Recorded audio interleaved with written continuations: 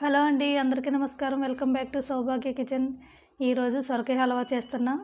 ఇదైతే చిన్నపిల్లలకి అస్సలే నచ్చదు. చిన్నపిల్లలనే కాదని చాలామంది పెద్దవాళ్ళు కూడా అసలు ఇష్టపడరు.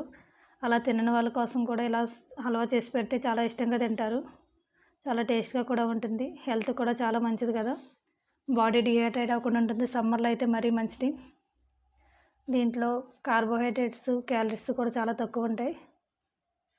హెల్త్ కూడా చాలా మంచిది కదా. దీంట్లో లోపల ఉన్న స్పాంజ్లా ఉండేదంతా తీసేసుకోవాలండి, పైన చెక్కేసుకుని. ఇది కూరలో అయితే వేసుకోవచ్చండి, ఇది స్వీట్ కదా, లోపలది అవసరం లేదు మనకి. దీన్ని ఇది పెద్ద హోల్స్ ఉన్న దగ్గర చెక్కుకోవాలి, లేకపోతే పేస్ట్ లాగా అయిపోతుంది. ఉడికిన తర్వాత ఇలా మొత్తం చెక్కేసుకోవాలి. ఇది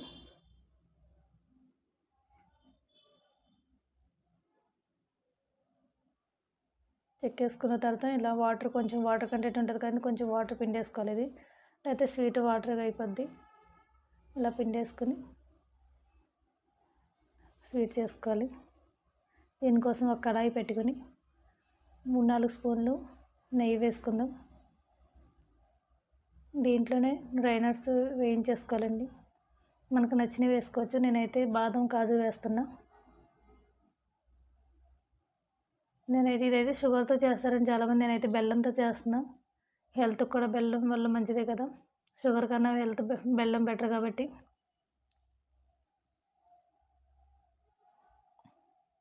టేస్ట్ కూడా బాగుంటుంది షుగర్ కన్నా బెల్లం వేయడం వల్ల.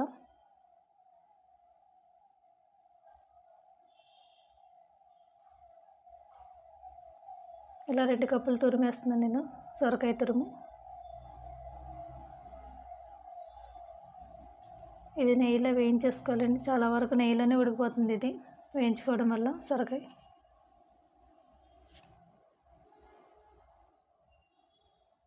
ఒకసారి మూత పెట్టేసుకుని మగ్గిద్దాం దీన్ని. మధ్య మధ్యలో కలుపుతూ ఉండాలండి. ఒకసారి మళ్ళీ మూత పెట్టేద్దాం. ఇదైతే ఇప్పుడు పూర్తిగా మగ్గింది. దీంట్లో పాలు పోసుకుందాం. ఈ చల్లార్చిన పాలండి ఇవి. ఒక 1/2 కప్ వేసుకుంటే సరిపోతుంది. మన ఇష్టం, కొంచెం ఎక్కువ వేసుకుని ఏం కాదు. ఇది కొంచెం పాల్లో ఉడికిన తర్వాత మూత పెట్టేసుకుని కొంచెం ఉడికించుకోవాలి పాల్లో. ఇలా పాల్లో ఉడికించడం వల్ల టేస్ట్ బాగుంటుందండి ఇది సొరకాయ. మనం 2 కప్పుల సొరకాయ తురుము తీసుకున్నాం కదా, దానికి ఒక 1/2 కప్పు బెల్లం తురుము సరిపోతుంది. నేను కొంచెం 1/2 కప్ కన్నా కొంచెం ఎక్కువ వేసానండి. బెల్లమే కదా, పర్లేదు, ఎక్కువ వేసుకోవచ్చు. షుగర్ అయితే ఎక్కువ వాడకూడదు. కానీ ఇది మంచిగా కరిగి పెట్టుకోవాలి దీన్ని. దీంట్లోనే ఇలాచీ పౌడర్ కూడా వేసుకోవాలి.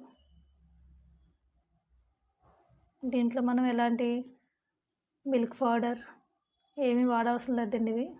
ఈ స్వీట్లో ఇంకా ఆల్రెడీ మిల్క్ వేసాం కదా, కోవా కూడా వేయనవసరం లేదు. మనం హెల్తీగా చేసుకోవచ్చు మనం ఇంట్లో ఉండే వాటితోనే. ఇవి మనం ముందుగా వేయించి పెట్టుకున్న డ్రై నట్స్ కూడా వేసుకుందాం. దీంట్లోనే ఒక 1 or 2 స్పూన్స్ నెయ్యి వేసుకోవచ్చు లాస్ట్లో. నెయ్యి ఎక్కువ ఇష్టపడిన వాళ్ళు వేసుకోకపోయినా పర్లేదండి. ఇది వేసుకుంటే కొంచెం టేస్ట్ బాగుంటుంది లాస్ట్లో.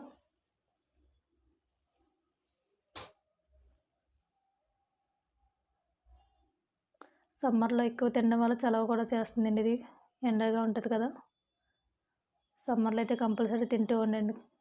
బెల్లంతో చేసాం కాబట్టి ఎన్నిసార్లు తిన్నా పర్లేదు. ఇది ఇప్పుడు అయిపోయింది, సర్వ్ చేసుకుందాం.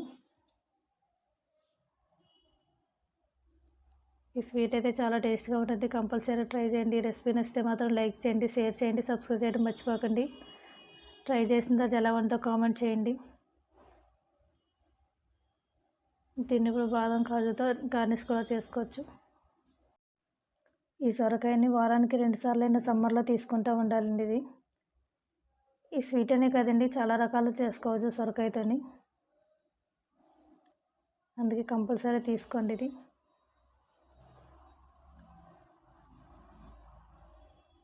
Thank you for watching.